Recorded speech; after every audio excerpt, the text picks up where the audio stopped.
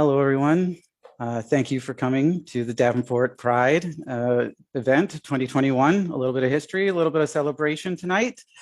I'm very excited to get going, but just before we do, I think it's important that we recognize what happened today and what a painful time this is, and to leave space for people to acknowledge the discovery in Saskatchewan of 751 unmarked graves. I have here a little bit of a statement from Sol Mamakwa. These children were taken from their parents, never returned home. Their families never stopped searching for them and never stopped missing them. They are not numbers, they are children. They are our ancestors and our cousins. They are people who should have had full lives and whose children and grandchildren should still be with us today. As a person that attended residential school, I am calling on all churches and governments that operated residential schools to release all of their records, forcing us as Indigenous people and survivors to conduct heartbreaking and gut-wrenching searches when records could spare us some of that pain is re-traumatizing and is ongoing institutional colonialism and oppression. Discovering our lost children is necessary, but not the only action we must take. The 94 calls to action of the Truth and Reconciliation Commission must be properly resourced and implemented. Communities still need access to clean water, safe housing, and equitable access to healthcare, education, and mental health supports. Indigenous people are still dramatically overrepresented in the child welfare system. Politicians expressing sorrow now at the discoveries of children's graves, but who have had the power to act for years and chose not to, need to stop thinking that words alone are enough. We would also like to acknowledge that we are on the traditional territory of many nations, including the Mississaugas of the Credit, the Anishinaabeg, the Chippewa, the Haudenosaunee, and the Wendat peoples, and is now home to many diverse First Nations, Inuit, and Métis peoples. The city also acknowledges that Toronto is covered by Treaty 13, signed with the Mississaugas of the Credit, and the Williams Treaties, signed with multiple Mississaugas and Chippewa bands. Thank you very much. And now, to get started with the event tonight, I'd like to introduce our MPP of Davenport, Merritt Stiles. Hey everybody, happy Pride. It's great to be here. I want to say at the start just that I know that sometimes right these days I'm finding increasingly that it's harder and harder to get people out to Zoom events. And I think especially on beautiful evenings with patios starting to open, it's getting harder, but I know that's also not possible for us to do these things in person yet, really. So I'm really, really glad that we had a chance to do this as a riding. And despite the circumstances that keep us from coming together in person. And I want to thank everybody at the events committee and the Davenport NDP who helped put this together, but especially Jeff and Luana. I know we have a lot of great speakers set for tonight, so I don't want to take up too much time. I just really wanted to thank you all for sharing your talents. And quickly, I want to share a little bit about what the Ontario NDP has been fighting for alongside the 2S LGBTQIA plus community. So as I'm sure you know, the Ontario NDP has been proud to fight alongside the community, stamping out hatred and discrimination and advancing equality and justice in our laws, in our systems, in our institutions. We've been proud to work together with the queer and trans communities to achieve equal parenting rights in 2016, the ban on conversion therapy in Ontario, thank you, Sherry DeNovo, in 2015, and entrenching transgender and gender diverse people's rights in the Ontario Human Rights Code in 2012. But the fight is just not over, and we're continuing to work on changes like making pre-exposure prophylaxis free and available, ensuring more timely access to fertility programs, making all gender-affirming transition drugs and therapies accessible and fully covered by OHIP, and improving access to primary and secondary gender-affirming surgeries and transition-related procedures right here in Ontario. We are also, and this has been, I think, something I feel very passionately about, is building affirming long-term care so people can always live at whatever point in their lives with pride. And we know that this has been it's been such an incredibly hard year. And as usual, with all of these kinds of crises, the queer community is disproportionately affected. And we need to work hard to make sure that the community is prioritized as we recover from this crisis. And I believe that there is hope. There is hope on the horizon, and it starts with events like this, where we can come together, we can share our talents, we can share our stories and history, and talk about the action that needs to take place and strengthen our relationships with one another. I also want to mention, before I forget, maybe I can put something in the chat, but that on Monday, coming up at 7 p.m., we're going to be gathering virtually over Zoom with our leader, Andrea Horvath, and our wonderful queer MPPs, Terrence Kernahan, Jill Andrew, and Suze Morrison, for a community care with pride event that's also going to feature some incredible short films and performances and musicians. And I really hope that everybody will have a chance to come out for that as well. So anyways, I just wanted to say I'm really glad to be here. It's a real pleasure. And thank you again for doing this. I think it's lovely, and it's nice to acknowledge, within our riding and our local riding association, this moment in this month. And I mean, we're all feeling a little bit down about not having those wonderful events and not having the pride parades, but we can find other ways to celebrate. Thank you. Jeff, did you want me to introduce the next folks? If you would like to, certainly. No, it's up to you. I mean, I can do that, or you can. Well, I have it open here All right. in front of me. So give me 1 second. Thank you so much for that. And I'm excited to hear our first speaker here. Sebastian Mendoza Price is a queer community-rooted organizer and a University of Latin American descent, currently based in Toronto, in so-called Canada. Their activism work primarily is focused on where the intersections of housing justice, Indigenous sovereignty, and racial justice meet, working in St. Jamestown to build a tenants organizing capacity with Reclaim, Rebuild Eglinton West and Little Jamaica, and affiliated with the Toronto collective of the Shut Down Canada movement. Moving to Toronto 5 years ago to live freely and openly, Sebastian's neighborhood roots are here in the Davenport area around Dufferin Grove, and considers the neighborhood a home away from home. Hi, thanks for the intro.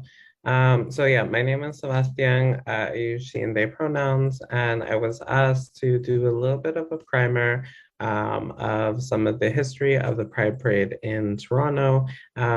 Geoff actually helped put together some of the research, so I'm just presenting it in this context, and my background is also BLMTO at Pride in 2016. So I'm gonna give a little bit of the history of Pride, and then just do like a quick talk about my thoughts on Pride as it currently stands after. So this is the Ontario history, by the way, to contextualize it locally. So in 1970, a gay picnic is organized by activists, and later that month, 100 people lead a demonstration in Ottawa under heavy police watch. In 1971, the first gay picnic day is held at Hanlan's Point on August 1st as a fundraiser to send activists to the We Demand rally in Ottawa. In 1972, the gay picnic expands to include film festivals, Pride Dance, and a rally and march to Queen's Park. Demonstrations demanding true equality begin. In 1973, Pride Week is actually denied recognition and access to Yonge Street by Mayor David Crombie. And in 1974, activists march to demand to include sexual orientation in the Ontario Human Rights Code. The Brunswick Four are arrested for inciting a lesbian riot, quote unquote, after singing "I Enjoy Being a Dyke" at an open mic night. And 1978, the barracks bathhouse is raided, which is a sign of things to come. This is kind of the beginning of the operation, what leads up to Operation Soap, which was in 1981, where the Toronto police raid four gay bathhouses on February 5th. And in those bathhouses, almost 300 men are arrested. The next day, 3,000 people stage a mass demonstration, blocking traffic at several major intersections.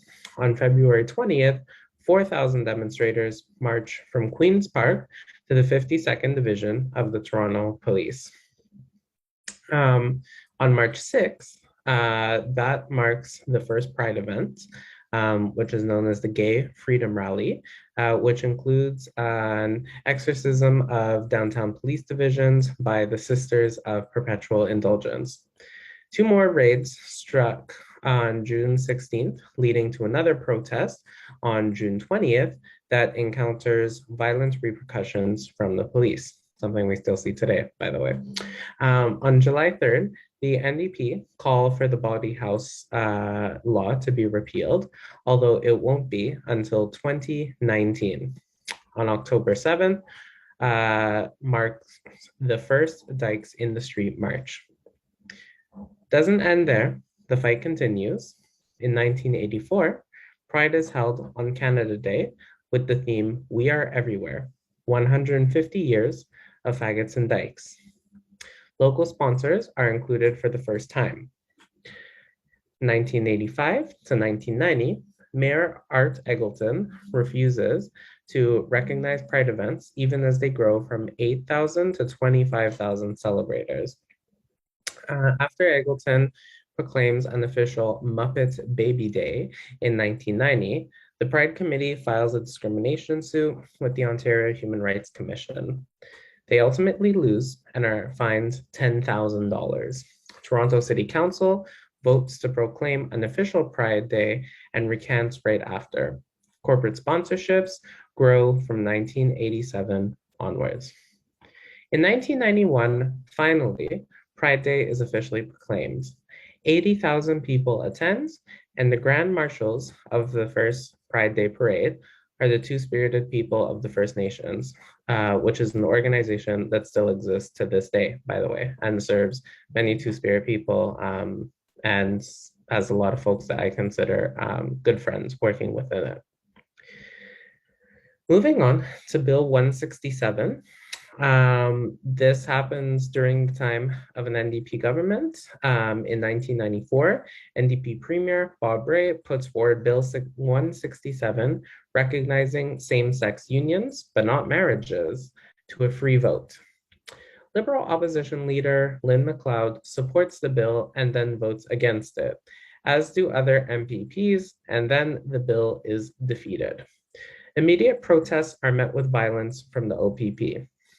Here's a quote from the Toronto Star about the series of events.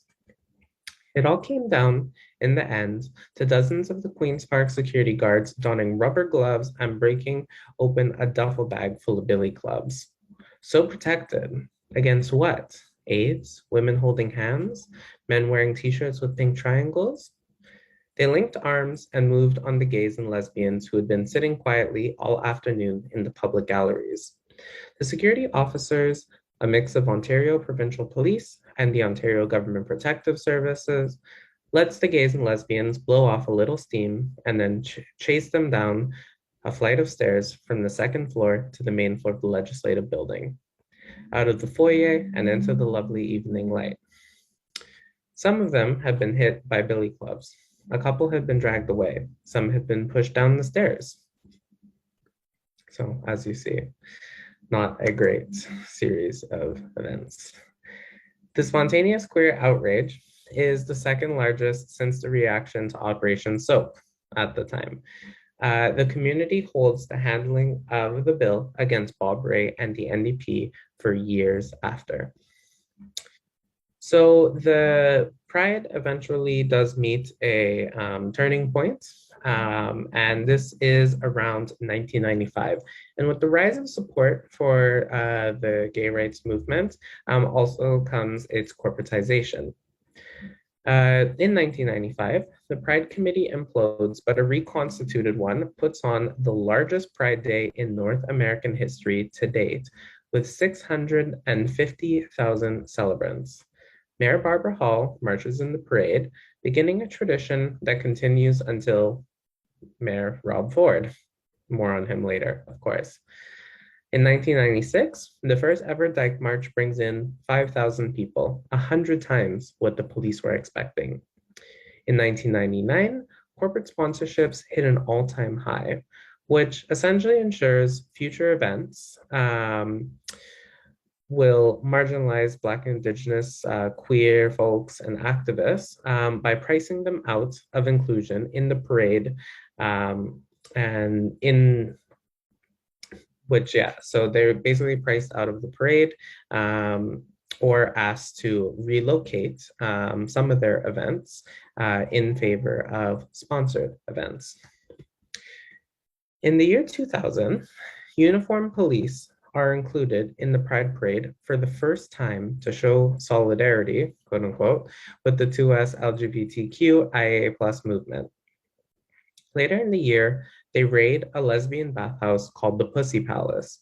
After female officers go undercover to make notes of the 350 queer women and trans men inside, between 5 and 9 male officers raid the bathhouse, essentially checking for liquor license violations, although one called it a moral mission, quote unquote, and another is caught oogling a woman's breasts.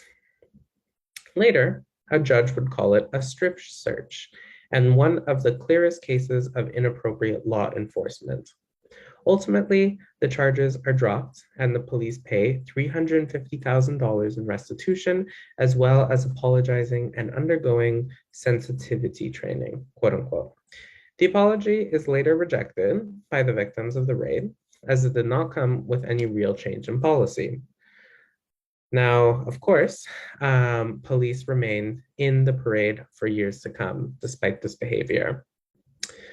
The movement to Pride continues to grow, and in 2001, transgender, transsexual, and bisexual people are officially included for the first time, explicitly at least, in this corporate Pride version. Of course, trans folks have always been on the front lines in the movement. In 2003, the Court of Appeals upholds Halpern versus Canada court case, declaring that defining marriages as being for heterosexuals violates the Canadian Charter of Rights and Freedoms. For heterosexuals only, of course. Ontario is the first jurisdiction in North America to legalize same-sex marriages, and third in the world after the Belgium and the Netherlands. Sorry, not the Belgium, just Belgium. In 2008, Cyndi Lauper, Spice Girl Mel C, Indigo Girls, and Rosie O'Donnell are included in the Pride festivities. In 2009, the first ever trans march is included. Noted bigot Charles McVety condemns the Conservative government for funding Pride and compares it to sex abuse of children, quote unquote. McVety also campaigns to repeal same-sex marriage, saying faith has been violated and we've been forced to respond. His influence on conservative politics, unfortunately, is ongoing. In 2010, an activist group called Queers Against Israeli Apartheid are featured in Pride. Pride agrees not to use the term Israeli apartheid just long enough to get funding from the city of Toronto, and then reverses its decision.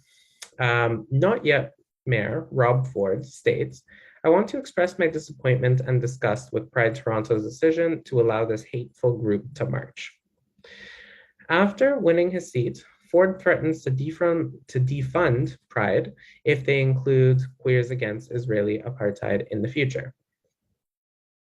Toronto's city manager rules that the term Israeli apartheid does not constitute hate speech, but Ford pushes for defunding anyways.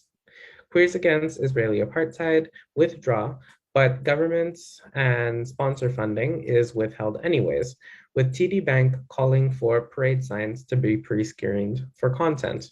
Remember that next time you see TD Bank with a rainbow on it. 2 years later, Toronto City Council condemns the word Israeli apartheid, saying it undermines Pride's values. Today, we're in a different space, but history definitely informs our present. In 2011, Toronto Pride's Community Advisory Panel recommends decreasing the event's reliance on corporate sponsors.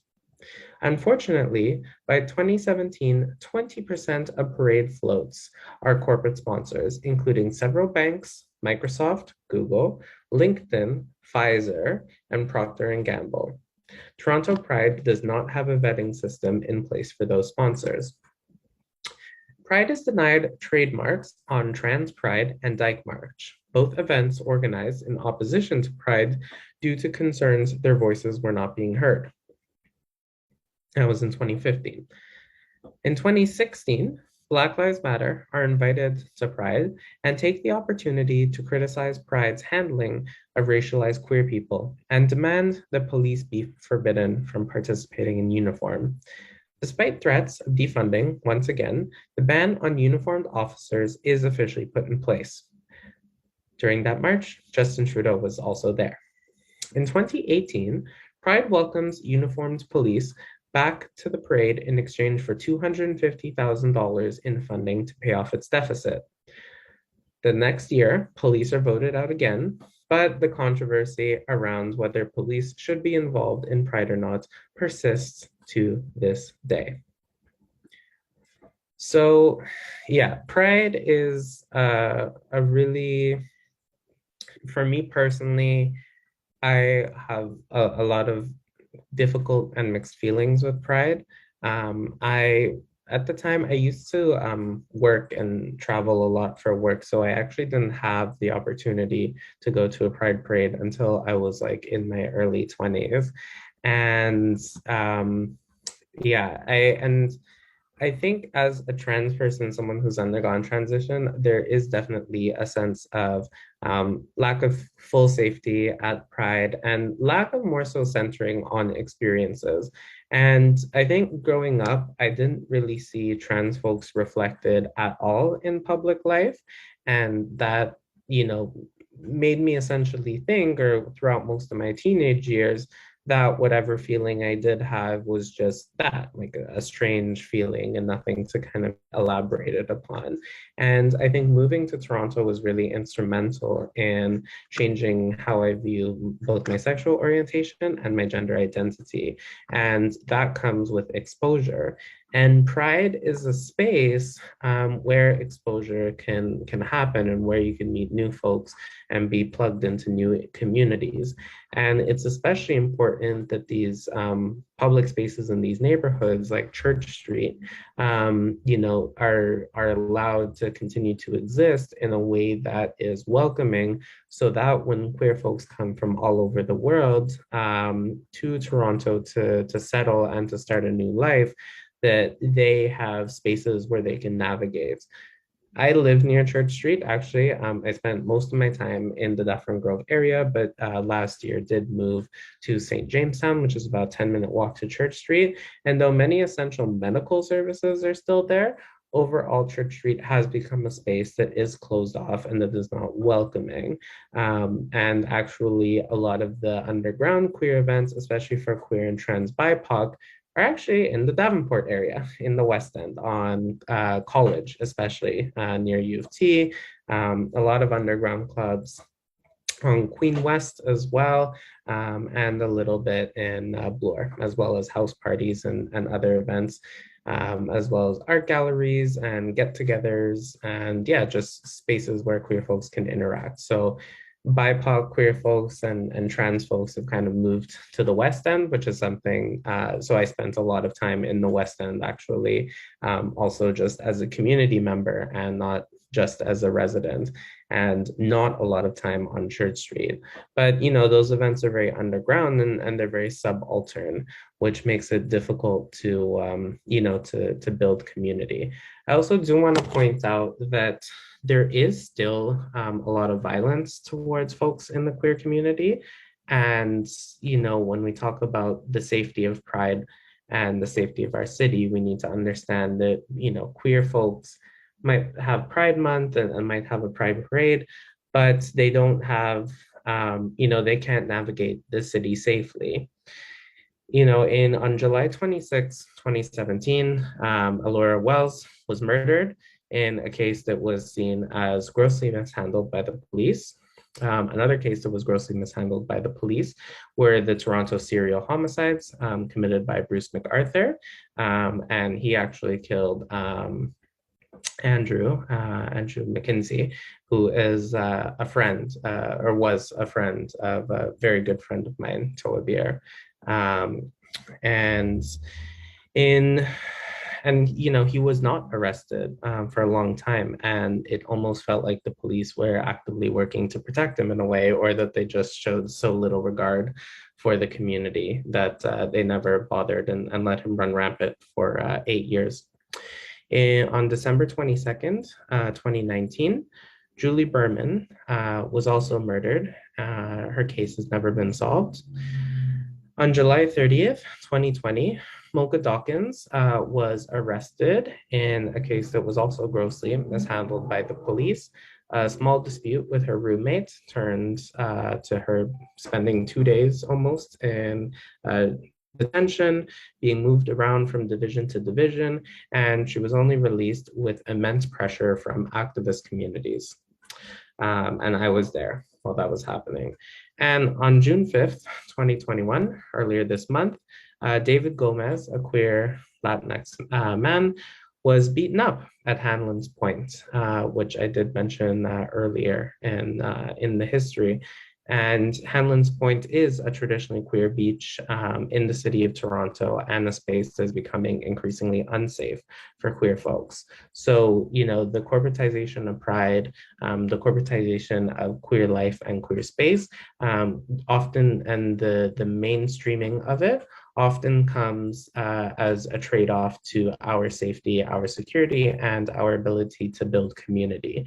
So when we think about how we can help queer folks and be allies, we need to also think about how we operate in space that is for queer folks, or how y'all, not really we, but how y'all as allies operate in space meant for queer folks.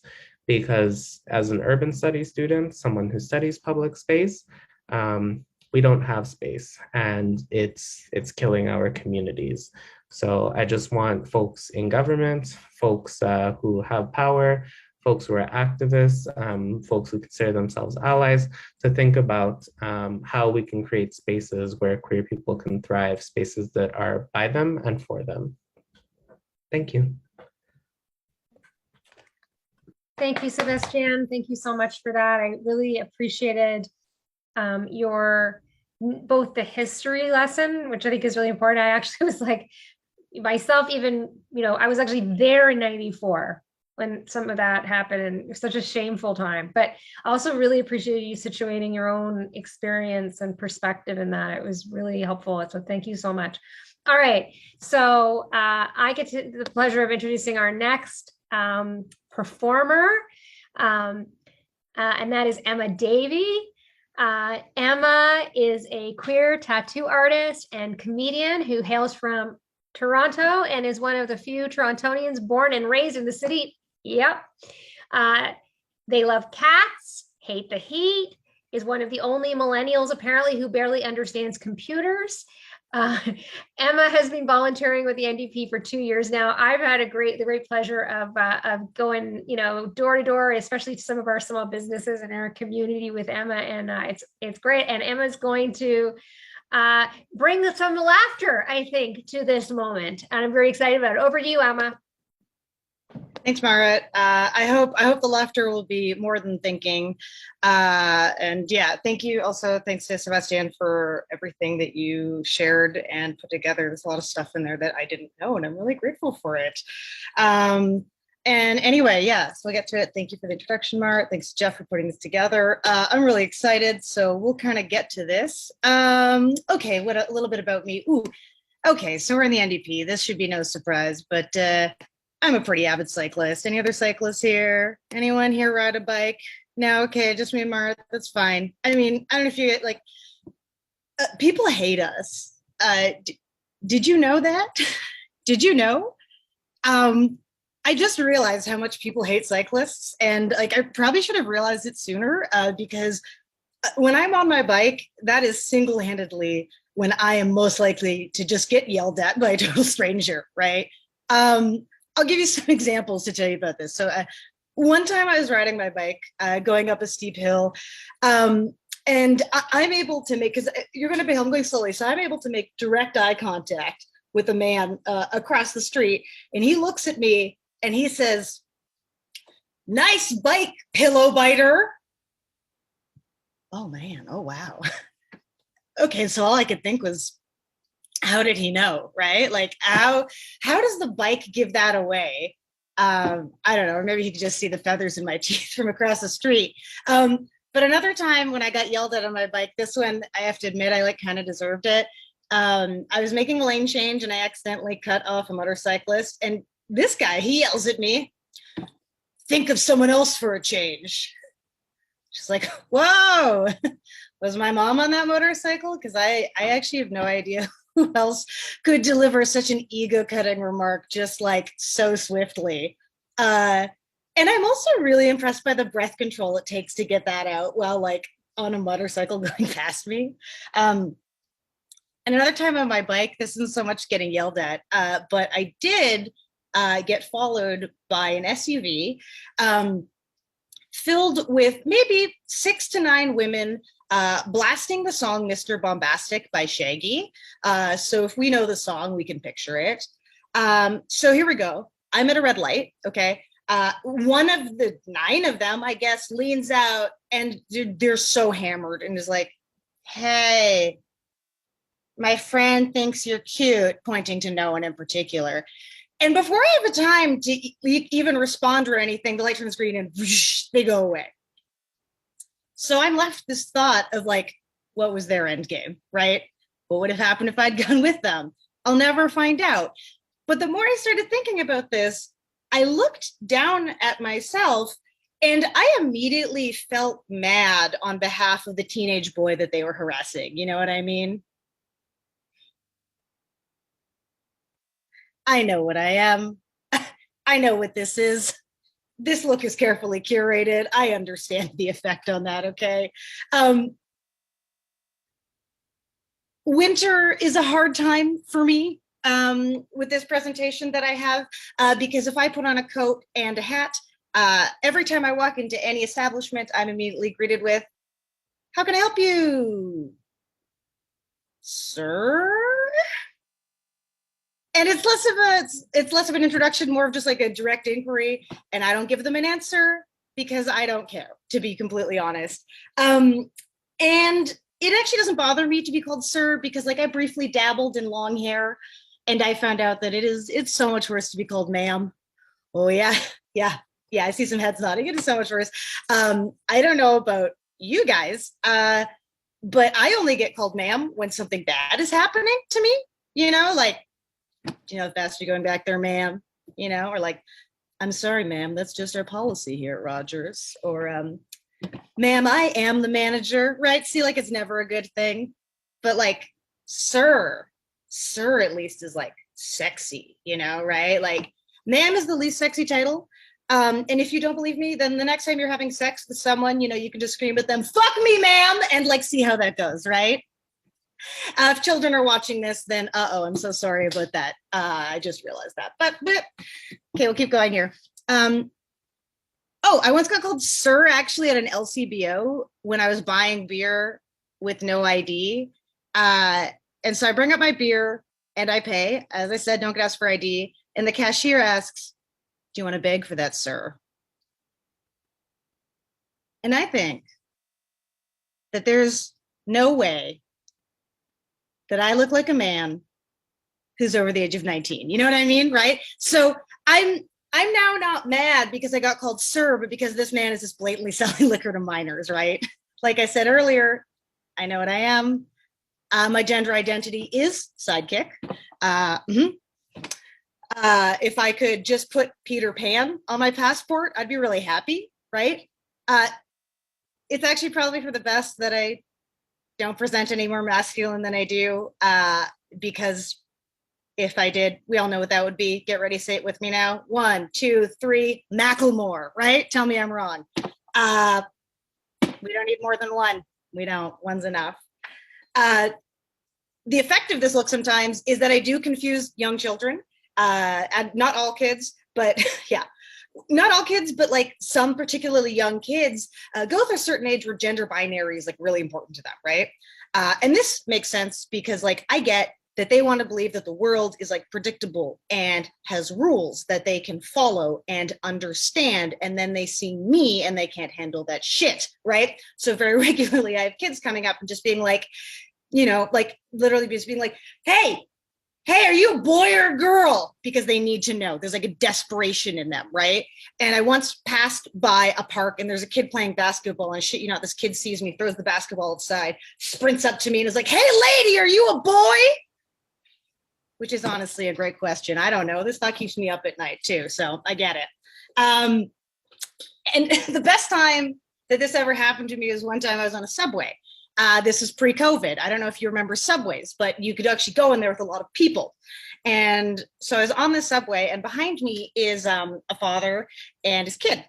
And the kid turns to dad and says, hey, dad, is that a boy or a girl? And my ears perk up. I know we're talking about me. As we established, I've been through this a lot. And so dad very definitively is like, well, that's a girl. And then the kid, I love this kid. Okay, fucking wait for it. Wait for it. Wait for it. Turns to dad and says, how do you know? Yeah. How do you answer that? How do you answer that question? How do you answer that question on a subway? Directly behind the person you're talking about, right? How do you fucking do that? So I'm sitting there and I can hear dad just sweating buckets. And after a long pause, he finally turns to the kid and he's like, I guess I don't know. And we all learned a lesson that day. Thank you so much. I've been Emma Davey. Really appreciate this. And that'll be my time. On to our next one. That was awesome. Thank you, Emma. Thank you, Emma. Lots of laughs here. You can't hear them because we're all on mute, but I think you can see us all.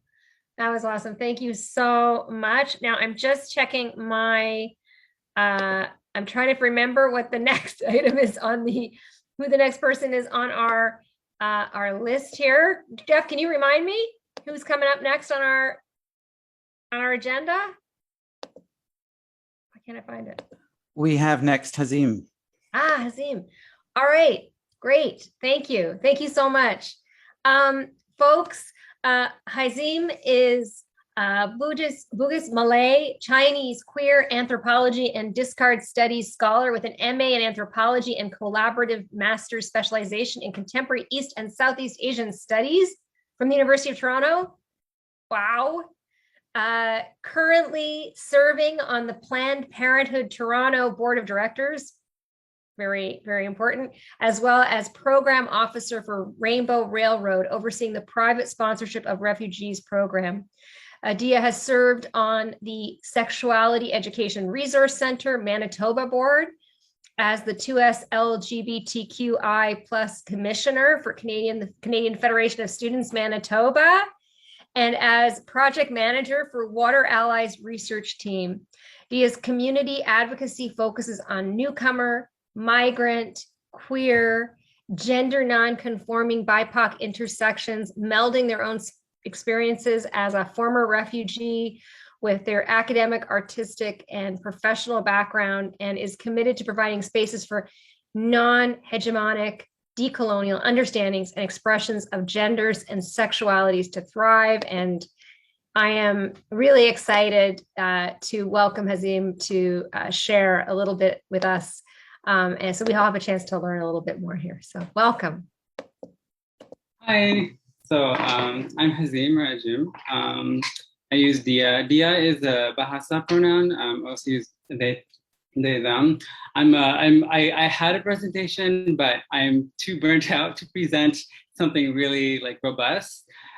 So mainly shooting from the hip. I do have a structure, but so just starting off with a little bit about myself and the context that kind of informs what I do, and then yeah, talking about a little about. I mean, it's a little vague that I saw on the agenda, like queer immigrant. With what did it say? Experience, because there are so many experiences, right? But in terms of commonalities that we can draw from these experiences are the systemic and structural struggles and challenges that we face as queer former queer LGBTQI plus refugees. There's yeah, so I arrived in quote unquote Canada. Really, I'm all for canceling Canada Day, by the way. Like before I arrived, I really thought Canada was this like bountiful land. It definitely gets projected that way, but learning about the horrors that are continuously perpetuated against Indigenous people and Black people and people of color, and like it just kind of wakes you up to the Canada that I saw on a screen in a Singaporean visa office while waiting for my permit to be processed. So that's kind of Canada's exported soft power, right? What builds and buffs up its nationalism, and that needs to be deconstructed. And so that kind of informs the work that I do. And when I arrived, I didn't know all this stuff. I really wanted to escape my queer conditions back home. I wasn't out. Several years after I was in Treaty 1 initially, so Winnipeg. And so several years after arriving, I was outed through, I use Nusantara to refer to Indonesia and Malaysia. That's the decolonial name because the construction of the nation state is a byproduct, or you could actually argue it's a product of colonialism. And so Nusantara, I was born in Kuala Lumpur, and I was outed to what we know now is Malaysia. So through Malaysian media, and so there aren't a lot of out people. Well, there's really, yeah, there were almost none back in 2016 when I was outed. It was 2015 when I was outed. Now there are a couple, and I pray and cross my fingers for them, but I received hundreds and hundreds of death threats and people trying to hunt down my family for raising me wrong. I was already doing work with newcomers and migrants. I had taught as a volunteer, like a kind of resettlement teacher for newcomers at Manitoba Interfaith Immigration Council, even prior to becoming a refugee, being outed and all that. And a lawyer approached me in Winnipeg and said, why don't you apply, why don't you seek asylum?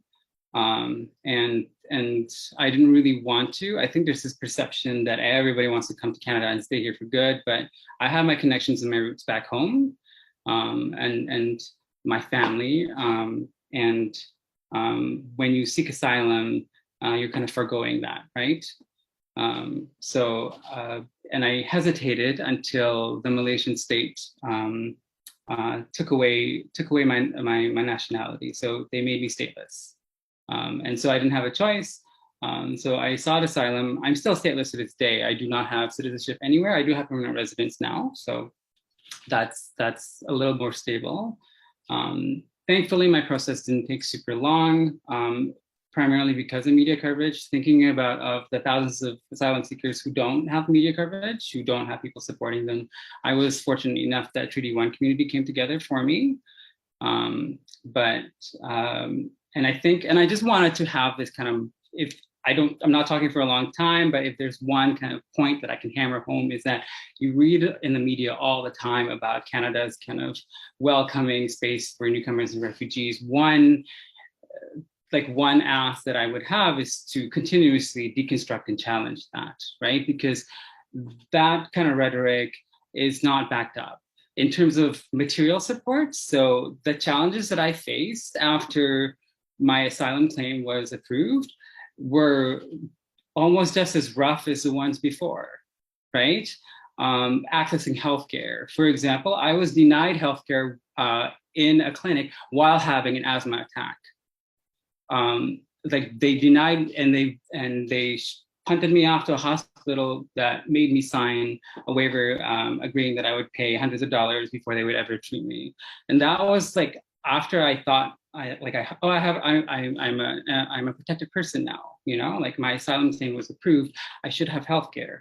But no, they denied. So there's this kind of misalignment between what you read in the media about all these sort of supports and what's actually happening on the ground, right? Thinking about Toronto's policy of sanctuary city, that never actually materializes, especially for newcomers and migrants, and it's especially harsh for LGBTQI plus newcomers and migrants navigating things like healthcare, education, right? So, and sometimes they have really dire consequences when you're not taking that into account. I'm thinking of last year's, almost 1 year ago, June 14th, Sarah Hagazi, a former Egyptian refugee, committed suicide. She wasn't provided the adequate supports.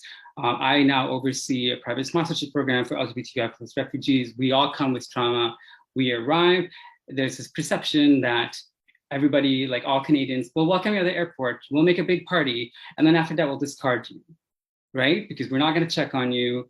Where are you living? Are you living in a place that's accessible for you to go to school, for you to get your hormones or your HIV medication? Are you, you know, like these kind of questions are not asked, right?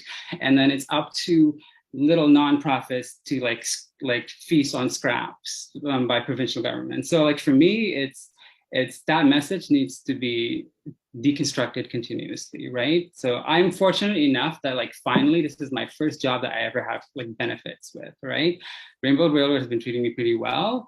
I actually don't want to go back to the office because I like being able to just wake up and like turning on my laptop. So, but I'm very fortunate now, but it's been a long struggle. And if it weren't for community, not the state apparatus, if it weren't for community, I probably would have wound up like Sarah Hagazi, right? So I think that's like my main point is just pay attention to what's being said in the media. Like I know a few days ago, Minister Mendicino announced a doubling of protected persons to be kind of welcomed into Canada.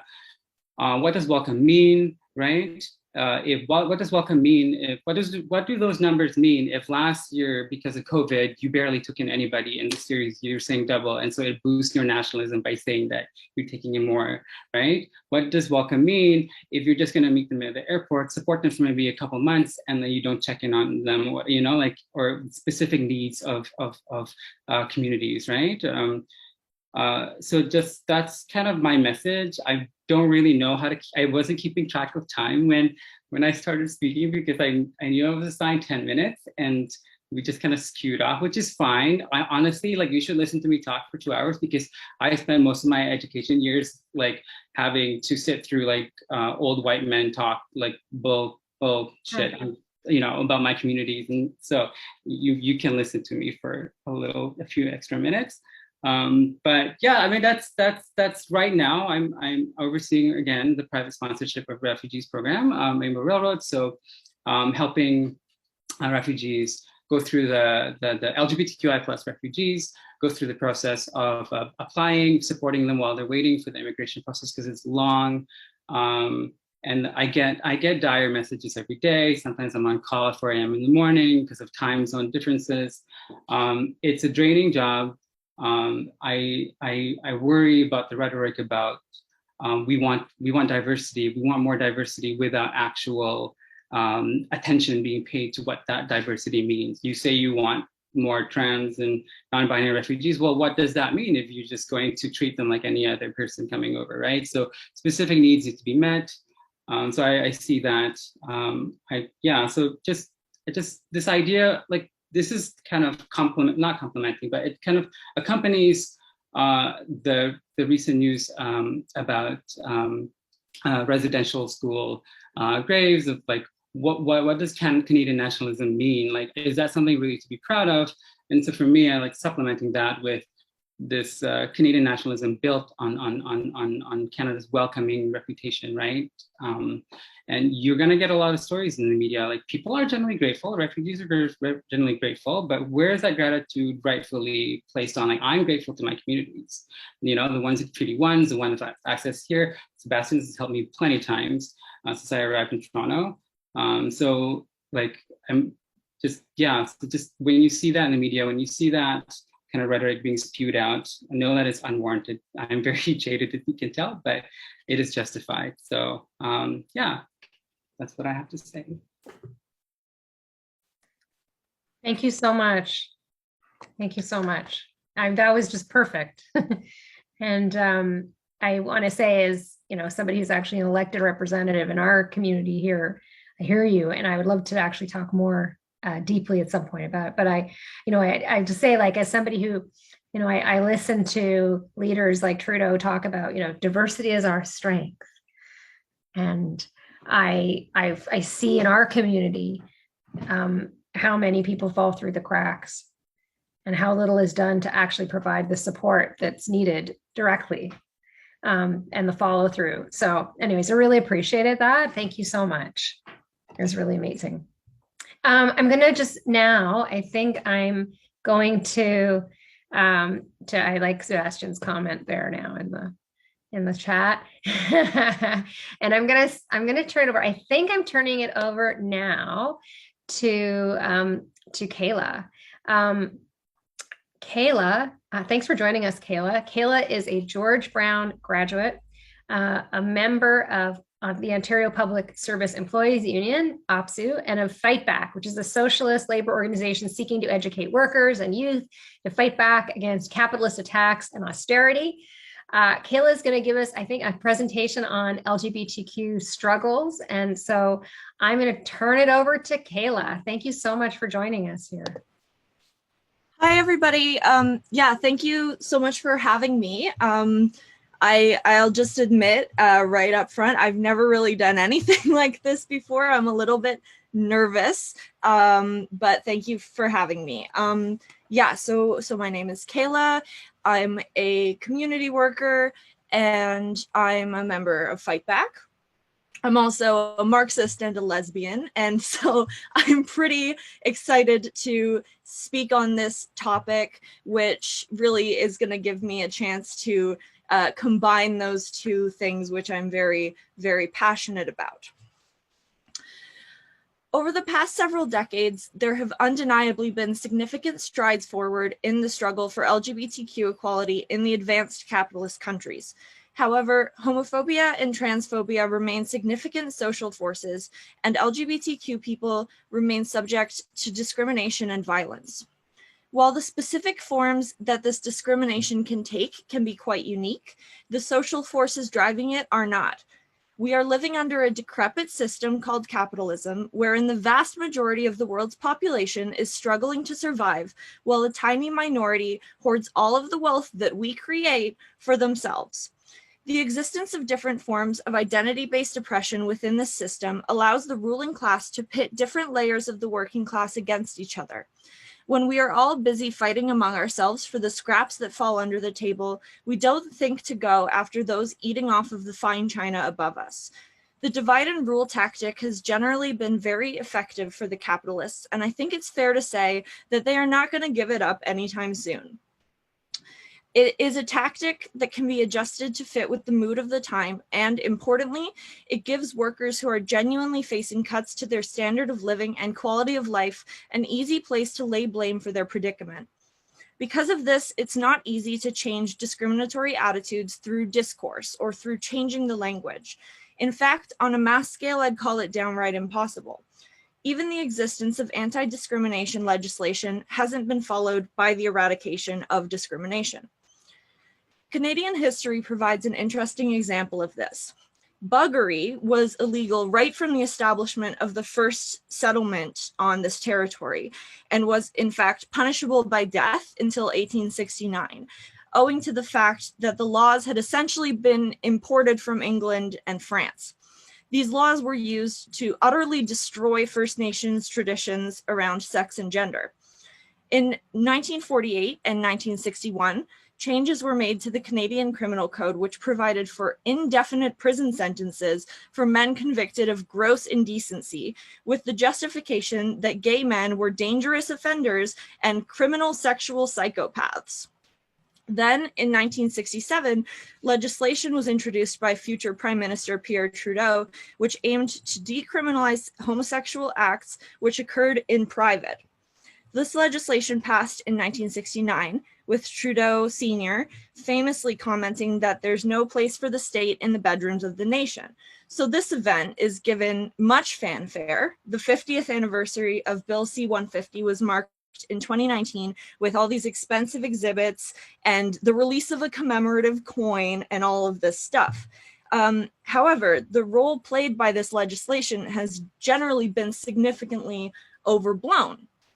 The key thing to understand about Bill C-150 is that it did not remove either buggery or gross indecency from the criminal code. It only decriminalized these acts when they took place in private.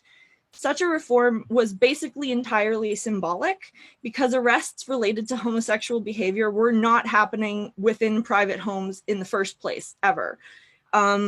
In fact, arrests on charges of gross indecency and buggery increased dramatically after 1969, with these arrests taking place in public places such as inside vehicles and in secluded areas of parks, the sort of locations where these arrests had literally always been taking place, and which were locations popular with men who had sex with men for complex reasons that I'm sure most of us are familiar with, including that many had wives or did not have a more private place to safely engage in these behaviors for fear of loss of housing, livelihood, and so on.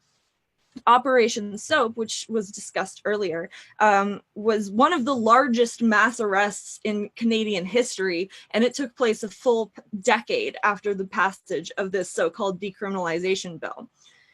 Part of the reason that Bill C-150 ended up being so toothless might be that it was not sparked or driven by any sort of real mass movement. Interestingly, the first ever national protest organized by the Canadian LGBTQ community took place in 1971 on Parliament Hill to directly oppose the reforms passed in 1969 and to call for actual decriminalization.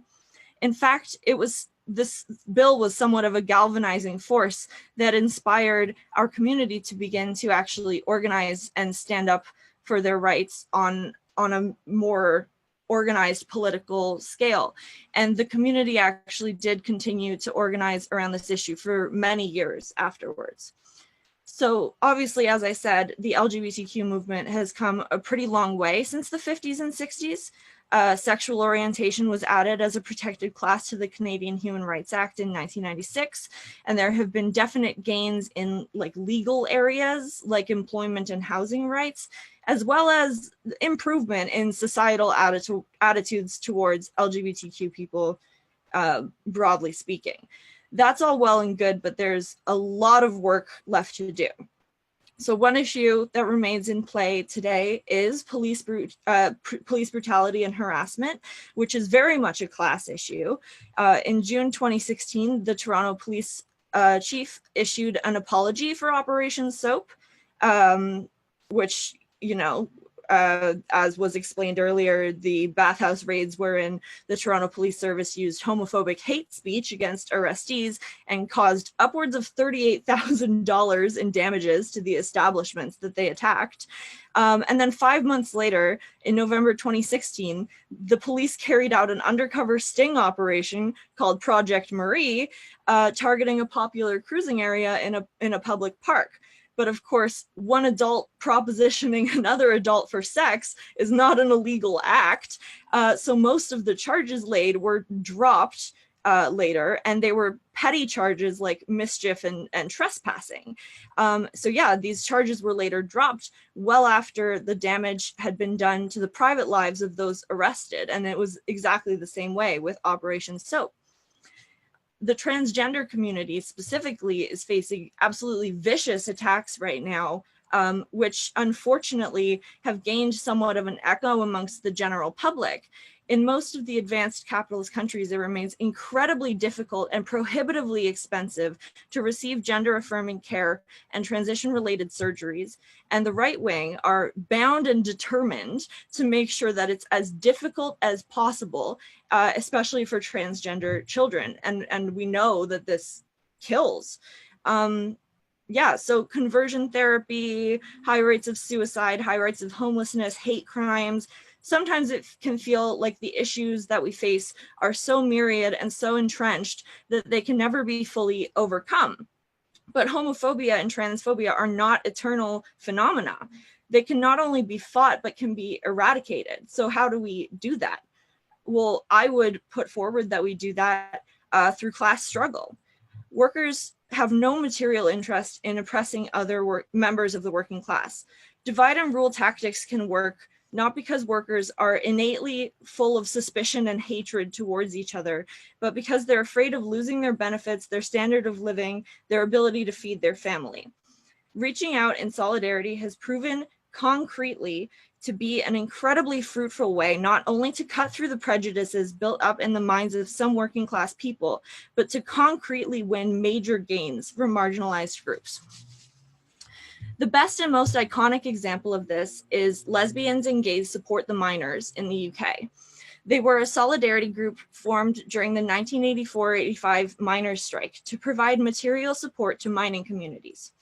The group was founded based on the realization that the miners were under attack by Thatcher and the LGBTQ community was under attack by Thatcher. And so therefore the two groups, which seemed worlds apart on the surface, in fact had a lot of common interests. Over the course of the year-long strike, LGSM not only raised tens of thousands of pounds, which went directly to support mining communities, but they also visited these towns directly and forged incredibly strong bonds with the miners there and their families. The homophobia which existed in these communities prior to the strike was more or less immediately cut across by this incredible show of solidarity.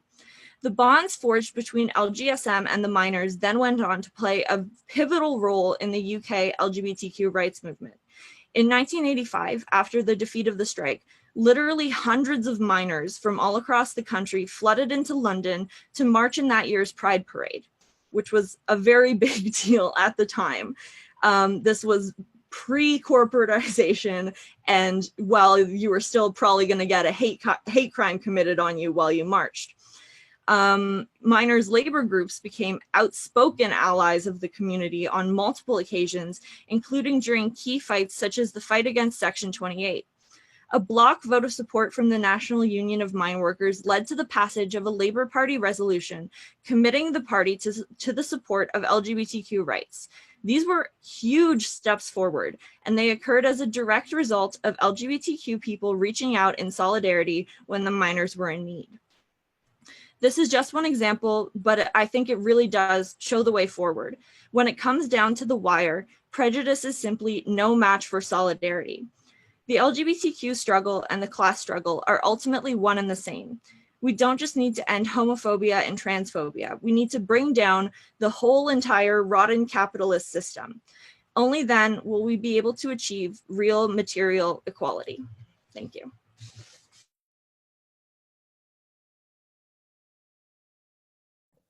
Thank you so much, Kayla. Thanks so much. That was your first time. That was great. That was great. Really great. I really appreciate it. Thank you so much. Now, listen, you know, we're the clock is ticking here, but we thought we would end on a happy, funny note.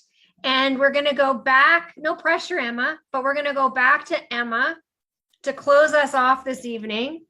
And before we go there, I did put something in the chat, which I wanted to mention. Sebastian had talked about, and it was just mentioning too in the chat, like talking about how the West End of Toronto was really a hub for BIPOC queer folks in the history of Toronto and in Pride. And I just had this while you were talking, Sebastian. I remembered, and I think it was actually a documentary maybe that I saw or I heard about at some point that actually specifically talks about this house on Dewson, 101 Dewson. So I gave a link there to a Facebook post about it.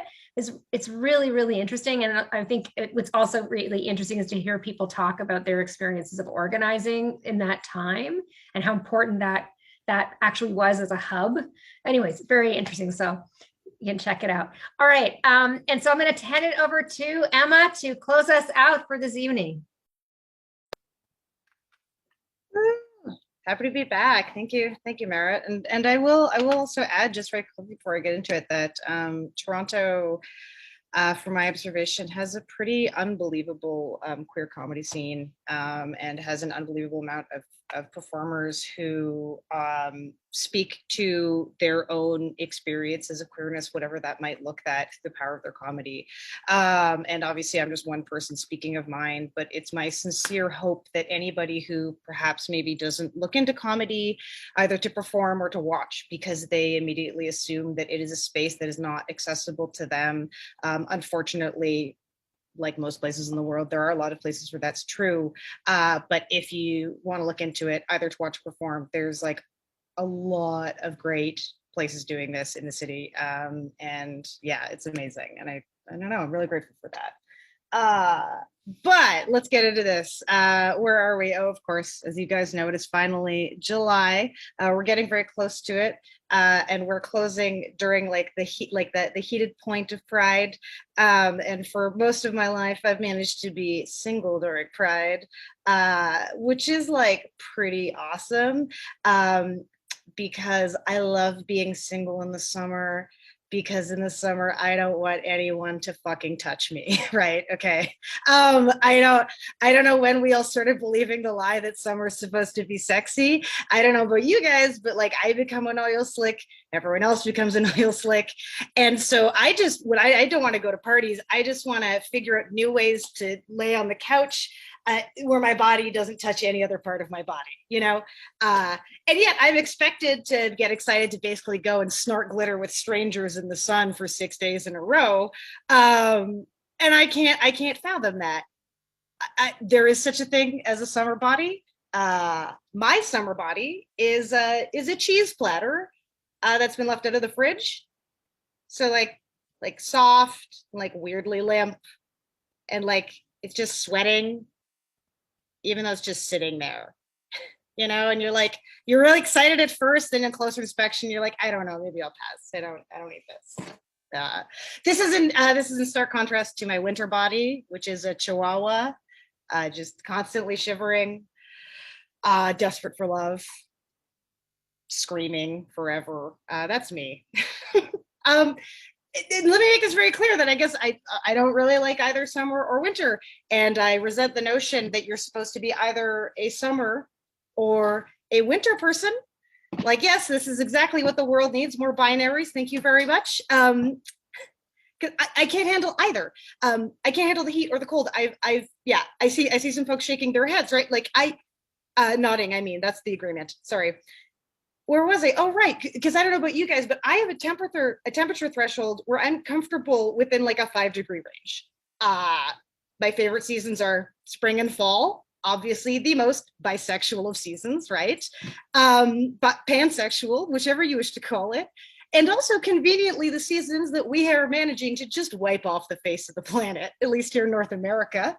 My main reason for supporting the Green New Deal is just, can we just bring back spring and fall? I would love to experience those again. Thank you so much. I'm comfortable for like 6 days of the year. And so I'm actually not totally sure where my ancestors came from, but based on the heat intolerance and the pallor of the skin, I can only assume the more sickly parts of Europe, you know? And so all of this is to say that I don't think I'm going to fare very well in any sort of like end of days like scenario or like zombie apocalypse. Is anyone here the kind of person who has like zombie apocalypse plans? No? Okay, so we got some here. No, I'll tell you about mine. I've thought long and hard about them. My zombie apocalypse plan is to succumb to the elements. Thought long about that. It's not that I don't think I could survive. In that, I just don't want to. I don't get the appeal. I'll just lay down and I'll just let the horde have at me, you know, come on. Because I can barely get out of an escape room. Are we familiar with escape rooms? If we don't know what escape room is, it's when you pay an ungodly amount of money to pretend for an hour that you can't just open a door, right? Which after the COVID-19 pandemic doesn't seem as fun anymore when you really think about it, right? I don't know if these are going to survive as business models. But it's more interesting than that because there's always like just one poor actor who's locked in there with you, right? And they're like, "Oi, governor, it's Victorian England and you've been captured by Jack the Ripper and you have 1 hour to escape from his study before he comes back and guts you like a pig." And then the timer starts and this is supposed to be fun, right? Okay. You already had to sign a really long waiver, very specific, that makes it very clear that you're not going to touch this actor under any circumstance, which really makes me wonder what happened in the room before you got there, right? And after this timer starts, my friends, they just scatter and they disappear, which doesn't make sense because it's only one room. And so I'm there with this actor who's like, "Governor, you should be looking for clues." And so I relent and I just like slowly open like a drawer. I'm like, "Oh, okay. Nothing here," pretending I know what the hell is going on. Meanwhile, my friends come back and they reappear with armful of notes. Okay, they've got clipboards and the intensity of people who actually believe a serial killer is after them. Okay, they're like, "Okay, so if we go into the room number 2, if we go in there, if we get into the second room, there's a key. Once we get that second room, we come back here and we can open the glove box. When we get in the glove box, we're gonna get photos of the suspects. Okay, once we get the photos of the suspects, we're gonna put them on the wall and they all line in this way, and it's gonna show us where White Castle is. Okay, and then once we know where White Castle is, then that way we can open yet a third room, sneak in there. But what we're looking for right now is a shoe, and the shoe goes into the lock." And I'm just there like, "There's nothing in this drawer. I looked at it very thoroughly." And the actor's like, "Governor, I think there might be something useful if you look under the table." And I'm like, no, I've got it. So anyway, my friends do all of the work. And I'm just like, I'm going to stay here because it's summer outside and I can't fucking deal with it. Anyway, thank you so much. That is the end of my time once again. I've been Emma Davey and really appreciate your time. Have a good one. Thank you, Emma. Thank you, everyone. That was a lot of fun. I really enjoyed it. We're going to share this so more people can enjoy it. And we really appreciate everybody.